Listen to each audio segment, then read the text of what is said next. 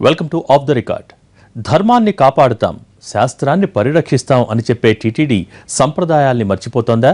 తరతరాల ఆనవాయితీని పక్కన పెట్టేస్తోందా? తిరుమల కొండపై వినిపిస్తున్న గుసగుసలివి.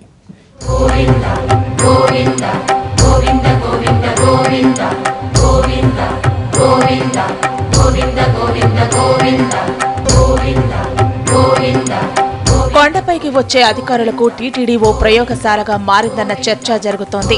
ఒక్కో అధికారి వస్తారు, ఏదో ఓ కార్యక్రమాన్ని ప్రారంభిస్తారు, తర్వాత పక్కన పెట్టేస్తారు. ఆ అధికారి వెళ్లిపోయి కొత్త అధికారి వచ్చారంటే మళ్లీ సేమ్ సీన్. ఘనంగా మొదలు పెట్టడం, తర్వాత మర్చిపోవడం శ్రీవారి సన్నిధిలో సాధారణమైపోయింది. ఇలా అర్థాంతరంగా ఆగిపోయిన కార్యక్రమాలు, అడ్రస్ లేకుండా పోయిన పథకాలు టీటీడీ జాబితాలో పోరడని. ఒక్కో అధికారి ఒక్కోలా వ్యవహరిస్తుండడం టీటీడీలో గందరగోళ పరిస్థితికి కారణమవుతోంది.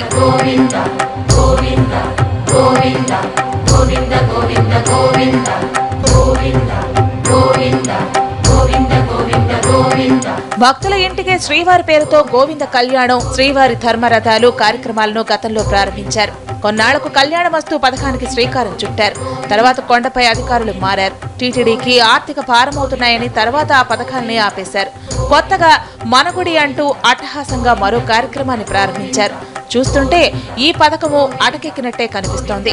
అసలు మనగుడి కార్యక్రమం అనేది ఉందా అన్న అనుమానాలు కలిగేలా ప్రాధాన్యం తగ్గించి మమ అనిపించేశారు. సరే, ఇవన్నీ శాస్త్రానికి సంబంధించిన అంశాలు కాకపోవడంతో పెద్దగా పట్టించుకోకపోయినా ఎవరూ అభ్యంతరం చెప్పట్లేదు.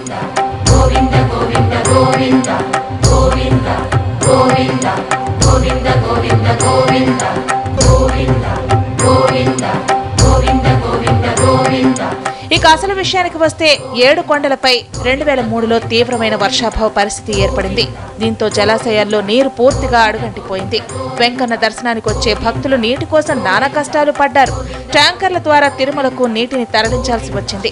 అంతేకాదు, తిరుపతి నుంచి తెలుగు గంగ నీటిని తిరుమలకు తరలించేందుకు ప్రత్యేక పైప్ లైన్ నిర్మించారు. ఇలాంటి పరిస్థితులు మళ్లీ రాకుండా ప్రతి ఏడాది 7 కొండలపై వరుణ యాగాన్ని నిర్వహించాలని అధికారులు నిర్ణయించారు.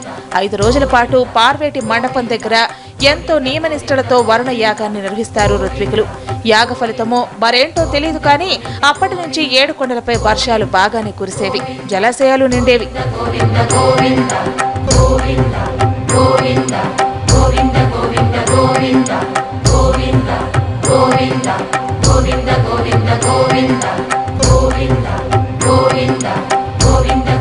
సరిగ్గా బ్రహ్మోత్సవాలకు ముందే వరుణ యాగాన్ని జరపడం, బాగా వర్షాలు కురవడంతో ఎలాంటి నీటి కష్టాలు లేక ఈ కార్యక్రమం భక్తులకు సెంటిమెంట్ గా మారింది. కానీ ఈసారి వరుణ యాగాన్ని మర్చిపోయినట్టుంది టీటీడీ. అసలు కొండపై వరుణ యాగం విషయాన్ని అధికారులు ఎవరూ ప్రస్తావించడం లేదట. సాధారణంగా జూన్ చివర్లో టీటీడీ వరుణ యాగం నిర్వహించేది. ఆగస్టు దాటినా ఆ మహాకార్యం గురించి అధికారులు ఎవరూ మాట్లాడకపోవడం టీటీడీలో చర్చనీయాంశమవుతోంది. పోనీ జలాశయాలు నీటితో కళకళలాడుతున్నందున వరుణ యాగం అవసరం లేదనుకుంటున్నారా అంటే అది లేదు. మునుపెన్నడూ లేని విధంగా 4 జలాశయాల్లో నీరు అడుగంటింది. మరో జలాశయంలో 5 కోట్ల గ్యాలన్ల నీళ్లు మాత్రమే ఉన్నాయి.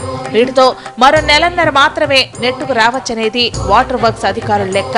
50 రోజుల తర్వాత వరుణుడి కరుణపైనే ఆధారపడక తప్పదంటున్నారు.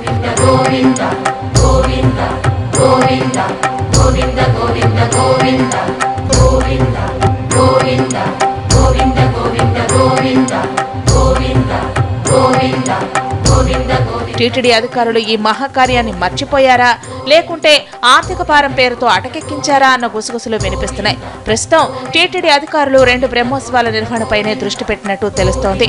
సెప్టెంబర్లో వార్షిక బ్రహ్మోత్సవాలు, అక్టోబర్లో నవరాత్రి బ్రహ్మోత్సవాలు ఉన్నాయి. పుష్కరాల సమయంలో తొలి రోజు ఘటనను దృష్టిలో పెట్టుకుని కట్టుదిట్టమైన భద్రతతో బ్రహ్మోత్సవాలను నిర్వహించేందుకే ప్రాధాన్యమిస్తోంది టీటీడీ. 2 బ్రహ్మోత్సవాల హడావుడి అక్టోబర్లో ముగుస్తుంది. అంటే ఈ లెక్కన అక్టోబర్ చివరి వారంలో లేదా నవంబర్లో వరుణయాగం చేయాల్సి ఉంటుంది. ఒకవేళ తీరుబడిగా వర్షాకాలం ముగిసిన తర్వాత వరుణయాగం చేసినా లాభమేంటన్న చర్చ జరుగుతోంది.